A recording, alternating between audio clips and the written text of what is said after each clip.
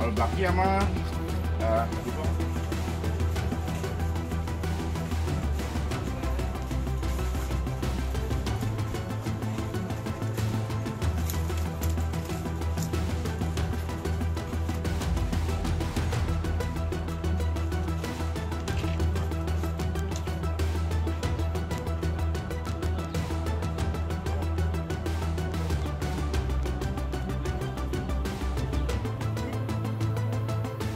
হয়, প্ৰথম কথা হ'ল যে আজি আমি ইয়াৰ পৰা সমূহ অসমবাসী ৰাইজক এটা আহ্বান জনাব বিচাৰিছোঁ যে অনা অসমীয়া মিয়াৰ যিটো আগ্ৰাসন, এই আগ্ৰাসন ৰোধ কৰিবৰ কাৰণে কিন্তু সকলো অসমীয়াই মাৰ বান্ধি থিয় হ'ব হ'ল। সকলো অসমীয়াই কঁকালত টঙালি বান্ধি ওলাই আহিবৰ সময় হ'ল, কাৰণ ইতিমধ্যে জোৰপুৰি হাত পালেহি। আমি যিটো আচলতে সমস্যাত আমি ইমান দিনে ভুগি আছোঁ, সেই সমস্যাটোৰ এগেইনষ্টত আচলতে আমি স্বতঃস্ফূৰ্তভাৱে ওলাই নহাৰ বাবে আজি এনেকুৱা আগ্ৰাসী ৰূপ ল'বলৈ সক্ষম হৈছে। আৰু আমি ইয়াৰ পৰাই চৰকাৰক আহ্বান জনাইছোঁ যে মোদী ডাঙৰীয়াই প্ৰথম শাসনত লোৱাৰ আগতেই তেওঁ কিন্তু এটা কথা উল্লেখ কৰিছিলে যে তেওঁ চৰকাৰলৈ অহাৰ আগতেই, বিজেপি চৰকাৰ অহাৰ ছমাহৰ পাছতেই আচলতে সমূহ বাংলাদেশী মিয়াই আচলতে টালি টোপোলা বান্ধিব লাগিব বুলি কৈছিলে। কিন্তু তেওঁৰ সেই প্ৰতিশ্ৰুতি আচলতে এতিয়া অসাৰ হ'ল, তেওঁ সেই প্ৰতিশ্ৰুতি এতিয়া ধোঁৱা চাঙত উঠিলে। গতিকে আমি পুনৰ ইয়াৰ পৰা আহ্বান জনাম যে তেওঁ অতি শীঘ্ৰে এই প্ৰতিশ্ৰুতি পূৰণ কৰক। যিহেতু ইতিমধ্যে আপোনালোকে দেখিছে যে যোৱা পৰহি যিটো ঢিঙৰ কাণ্ড হ'ল, আৰু আচলতে এইটোৱে প্ৰথম ঘটনা নহয়, এনেকুৱা অসংখ্য ঘটনা ঘটি আছে অসমত। আজি কিছু বছৰৰ আগতে অনিমা বৰা নামৰ এগৰাকী শিক্ষয়িত্ৰীক আচলতে স্কুলৰ পৰা উভতি যোৱাৰ সময়তেই কেইজনমান এনেকুৱা দুষ্কৃতিকাৰীয়ে তেওঁক বলাৎকাৰ কৰি হত্যা কৰিছিলে। আৰু ইয়াৰ পিছতো ঢিঙৰ কাৰ্যটোলৈকে আচলতে বহু এনে ঘটনা ঘটি গ'ল, কিন্তু আইনৰ সোপাঢিলা আইনৰ কাৰণে আচলতে তেওঁলোক বাৰে প্ৰতি হাৰি যাবলৈ সক্ষম হৈছে। আৰু এই ক্ষেত্ৰত আচলতে আমাৰ নিজৰ মানুহখিনি, অসমীয়া খিলঞ্জীয়া মানুহখিনিৰ আচলতে যথেষ্ট ভুল আছে।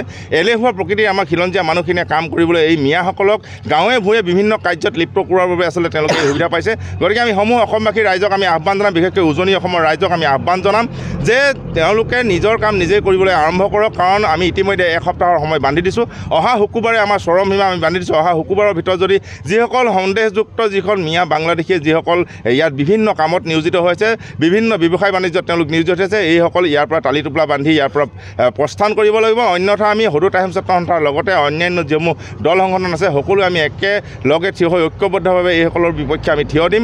আৰু আমি নিজেই আচলতে প্ৰয়োজন সাপেক্ষে জাতিৰ কাৰণে আমি আইন হাতত তুলি ল'বলৈ বাধ্য হ'ম। আৰু বিশেষকৈ শিৱসাগৰৰ লগতে উজনি অসমৰ বিভিন্ন ইটা ভাটা, বিভিন্ন ফেক্টৰী আৰু অন্যান্য বিভিন্ন কামত আচলতে নিয়োজিত কৰি ৰখা হৈছে এই সন্দেহযুক্ত ব্যক্তিসকলক। গতিকে আমি মালিক পক্ষকো আমি আহ্বান জনাম যে তেওঁলোকে নিজৰ যিসমূহ কাৰ্য আছে, যিসমূহ কাম কাজ আছে, সেই কাম কাজসমূহত এই ব্যক্তিসকলক, এই সন্দেহযুক্ত ব্যক্তিসকলক যাতে তেওঁলোকে নিয়োগ নকৰে। আৰু যিসকল খিলঞ্জীয়া আমাৰ অসমীয়া বা জ্ঞাতিয়ে তেওঁলোকক ভাড়াঘৰৰ পৰা ব্যৱস্থা কৰি তেওঁলোকক থকা মেলাৰ যি সুবিধা কৰি দিছে, বা খেতি পথাৰৰ পৰা কাম কৰিবৰ বাবে আমাৰ গাঁৱৰ বিভিন্ন ৰাইজে তেওঁলোকক যি থকা মেলাৰ ব্যৱস্থা কৰিছে, এই সকলো যাতে সেই সকলোৰ পৰা যাতে তেওঁলোক বিৰত থাকে।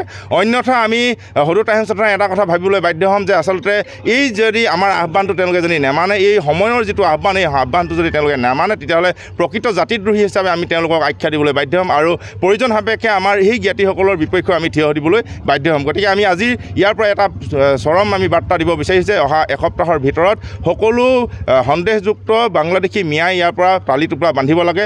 আৰু লগতে আমি দেশীয় হওক বা বহিৰাষ্ট্ৰৰ পৰা প্ৰব্ৰজিত যিসকল অনা অসমীয়া হওক, এই অনা অসমীয়াসকল আমি সতৰ্ক কৰি দিব বিচাৰিছোঁ।